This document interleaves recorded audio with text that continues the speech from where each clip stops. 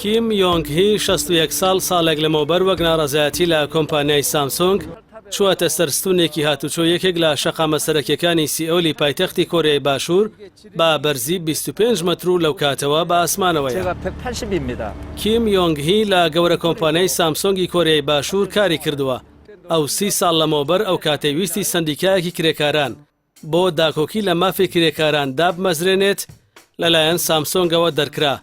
لەو کاتەوە هەر ماوە و بە جۆرێک ناڕەزایەتی دەردەبڕێت و بەڵێنی داوە تا دۆخی کرێکارانی کۆمپانیای ناوبراو چاک نەکرێ دەست لە ناڕەزایەتیەکانی هەڵناگرێ. لای خۆیەوە سامسۆنگدان بۆ دادەنێت کە بەپەی پێڕەوی کۆمپانیەکە کیم یۆنگ هی لە کارەکەی دەرکراوە، بەڵام دەڵێ بۆ ئێمە ئێستا سەلامەتی گیانی یۆنگ هی لە پێشەوەی کارەکانماندایە و لەگەڵی داکەوتوینەتە گفتوگۆ و بەداخەوەین بۆ ئەوەی ڕوویداوە. تۆڕی BBC بەریتانی لەسەر ستونەکە دیداری لەگەڵ کیم یۆنگ هی ئەنجام داوە. ئەو دەڵێ 32 ساڵە کارەکەم لەدەستداوە، هەموو ژیانم بۆ سامسۆنگ بەخەرجدا، بۆیە بەنیازنیم ئاڵەیسپی هەڵبکەم دەمرم بەڵام ملکەچ نابم.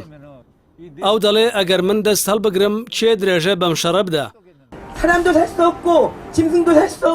وەک دیارە بەردەوام ژمارەیە کەس لە کرێکارانی ئێستا و پێشووی کۆمپانیای سامسۆنگ بۆ پشتیوانی لە کیم یۆنگ هی و ڕزگارکردنی لەو دۆخە و بەدیهێنانی ئامانجەکانی لەو شوێنە گردەبنەوە. کۆمپانیای سامسۆنگ لە ماوەی 80 ساڵەی خۆیدا زۆر دەژایەتی لەگەڵ دروستکردنی سندیکای کرێکارانە. ساڵی ڕابردوو ژمارەیەک لە بەڕێوەری کۆمپانیەکەی بە تۆمەتی هەوڵدان بۆ لەباربردنی کاری سندیکایی ئیدانەکران.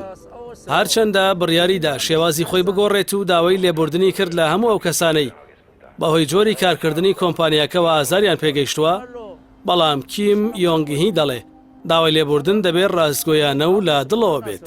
진정으로 피해자에게 마음에서 우러난 사과가 돼야 되죠. 80년 문화적 경영 안에서